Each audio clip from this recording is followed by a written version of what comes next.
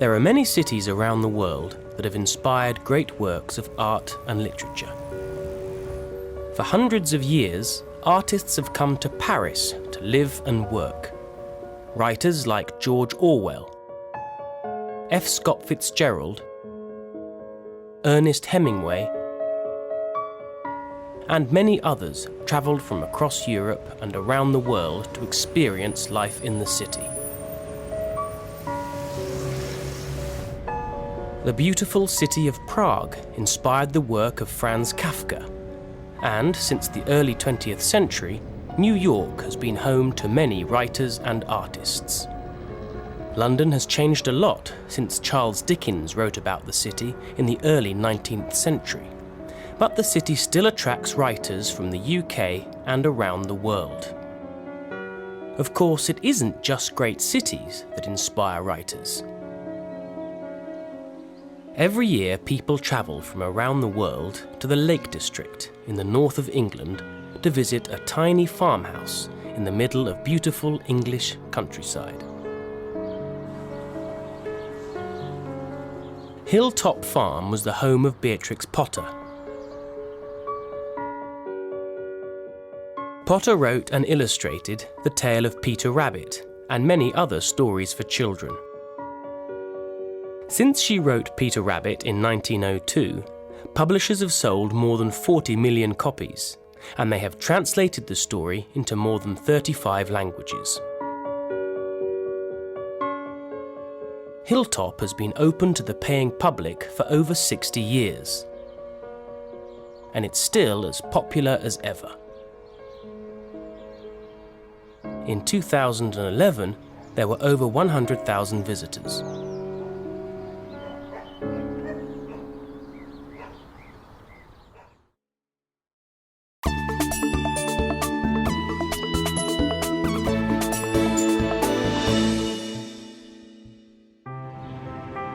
Around 100 years earlier, another female British author was at work. In the city of Bath, in the southwest of England, there's a museum about one of England's most well-known writers of the early 19th century, Jane Austen, the author of Pride and Prejudice. Austen wrote about this city in her novels, and it's a favourite location for film and television adaptations of her work. But Austen only lived in Bath for a short time. She wrote most of her famous novels in the peace and quiet of the English countryside. This is Chawton, a 17th century country house where Jane Austen lived with her mother and sister Cassandra from 1809 until just before her death in 1817. Today the house is a museum that has been open to the public since 1949. The Austen family weren't very wealthy, and they didn't have a great estate. Jane's own home isn't as large or as beautiful as the homes of the characters in her novels, like Mr. Darcy. But the house is quite comfortable, pretty and light, and there's a beautiful garden. Visitors today can see many of Jane's possessions, including the desk where she completed her 6 novels. Jane Austen didn't become a famous writer in her own lifetime. Her own name did not even appear on her work until after her death. She wrote as a lady, but slowly she has become one of the most read female novelists in the world. Since the early 20th century, there have been many famous film and television adaptations of her novels. The first famous film of Pride and Prejudice was made in 1940. In recent years, there have been many adaptations of her work, as well as films about her life. Keira Knightley played Elizabeth Bennet in Pride and Prejudice, and Anne Hathaway played Jane Austen herself in a film about her life, Becoming Jane. And still today, fans come to this quiet and gentle part of the English countryside to learn more about her life and work.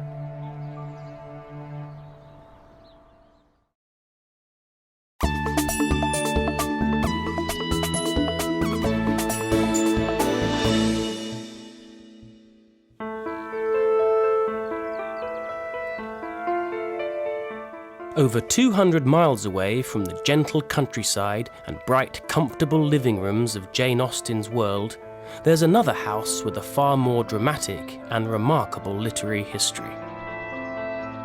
This is the town of Haworth in Yorkshire, in the north of England. And at the top of the steep cobbled high street is the Bronte parsonage. This house was the home of Charlotte Bronte, the author of Jane Eyre, Emily Bronte, the author of Wuthering Heights, and Anne Bronte, the author of The Tenant of Wildfell Hall. The sisters moved here with their father Patrick and their brother Branwell, and it was in this small home they wrote the famous novels that have sold millions of copies and have been adapted into hundreds of stage plays, films, and television programmes. Haworth is surrounded by Pennine Yorkshire moorland, and this dramatic scenery was the inspiration for many of the Brontes' novels.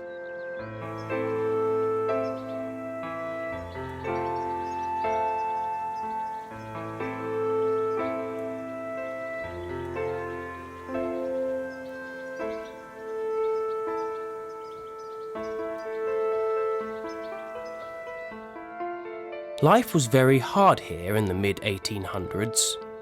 The Brontes' mother died soon after arriving at Haworth, and two sisters, Maria and Elizabeth, died when they were just 10 and 11. The sisters were very close and rarely left the parsonage, as Anne Dinsdale from the Bronte parsonage explains. What they really wanted to do was to be together at the parsonage and to write. And that's what they did. The sisters wrote in the evening, sitting together at the table in the small dining room. Like Jane Austen, the sisters didn't use their real names when they first published their books. They published their novels under the names Currer Ellis and Acton Bell, hoping that they would be treated as writers rather than women writers. Their books were instant hits, and everyone wanted to know the true identity of the authors. So Charlotte and Anne travelled to London by train to tell their publishers their real names. But tragedy was never far away. In 1848, Branwell died, followed 3 months later by Emily, and then Anne 5 months after that. Shortly after she married, Charlotte died in 1855. But by the time she died, Charlotte was a famous writer. She died in 1855 in this house, and 2 years after her death, a biography written by Elizabeth Gaskell was published, The Life of Charlotte Bronte, and that attracted a huge amount of interest in the Brontes' lives. People wanted to come to Haworth and see the place where the Bronte novels had been written and to see where the family had lived their lives. There has been a small Bronte museum in Haworth since 1895. But it wasn't until 1928 that the parsonage opened to the public. Today, inside, visitors can see many of the sisters' possessions, including Charlotte's wedding dress, and many of the sisters' handwritten letters and manuscripts. Experts still come to the parsonage from around the world to research the sisters and their work. Every year we get 75,000 visitors on average, and they're drawn from all over the world, from America, from Japan, from places in this country. The Bronte novels have been translated into over 26 different languages. They're read by people all over the world.